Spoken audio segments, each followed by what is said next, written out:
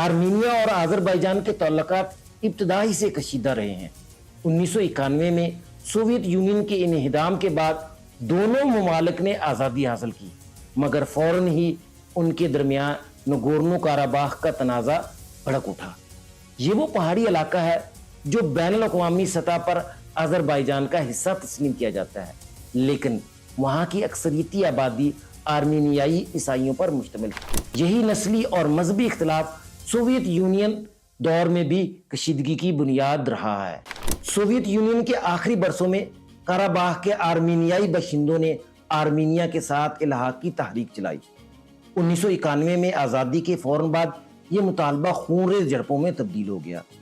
1994 تک صورتحال اس نہج پر پہنچی کہ آرمینیا نے روس کی پشت منائی سے آذربائیجان کو شکست دی اور نگورنو کاراباخ کے ساتھ ساتھ ارد گرد کے 7 اضلاع پر بھی قبضہ کر لیا۔ اس جنگ نے 30,000 جانیں لیں اور 10 لاکھ افراد کو بے گھر کر دیا، جن میں زیادہ تر آذری مسلمان تھے۔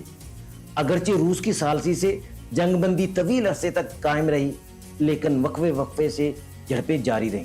2016 میں 4 روزہ جنگ اور پھر 2020 میں 44 دنوں کی بھرپور لڑائی میں آذربائیجان نے اپنی فوجی صلاحیت اور ترک اسرائیلی حمایت کے ذریعے کاراباخ کا بڑا حصہ واپس لے لیا۔ روس نے ایک بار پھر مداخلت کر کے جنگ بندی کرا دی۔ صورتحال نے نیا رخ اس وقت لیا جب ستمبر 2023 میں آذربائیجان نے اچانک فوجی آپریشن لانچ کیا۔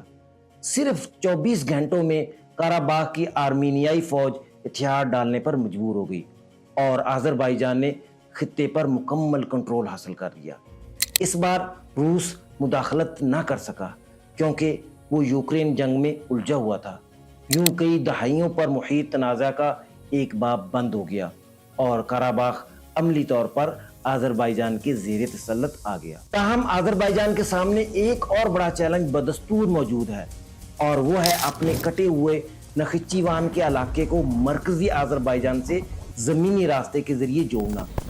نخچیوان ایک ایکسکلیو ہے جو جغرافیائی طور پر آذربائیجان سے کٹا ہوا ہے۔ نخچیوان اور آذربائیجان کے درمیان آرمینیا واقع ہے۔ نخچیوان کے شمال اور مشرق میں آرمینیا، جنوب میں ایران اور مغرب میں ترکی واقع ہے۔ مرکزی آذربائیجان سے رابطے کے لیے یا تو ایران اور ترکی کا طویل راستہ اختیار کرنا پڑتا ہے یا آرمینیا کے جنوبی صوبے سیونیک سے گزرنا پڑتا ہے۔ یہی وجہ ہے کہ آذربائیجان طویل عرصے سے زنگ زور کوریڈور کے حصول کا خواہشمند تھا، جو آذربائیجان کو اپنے کٹے ہوئے علاقے نخچیوان سے جوڑتی ہے۔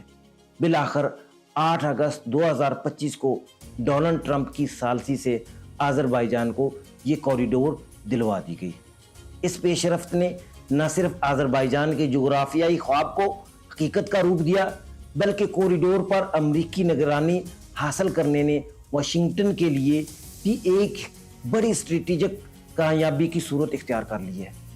اب واشنگٹن نہ صرف ایران کی سرحدوں کے بالکل قریب موجود ہوگا، بلکہ روس کی جنوبی سرحدوں تک بھی رسائی حاصل کر لے گا۔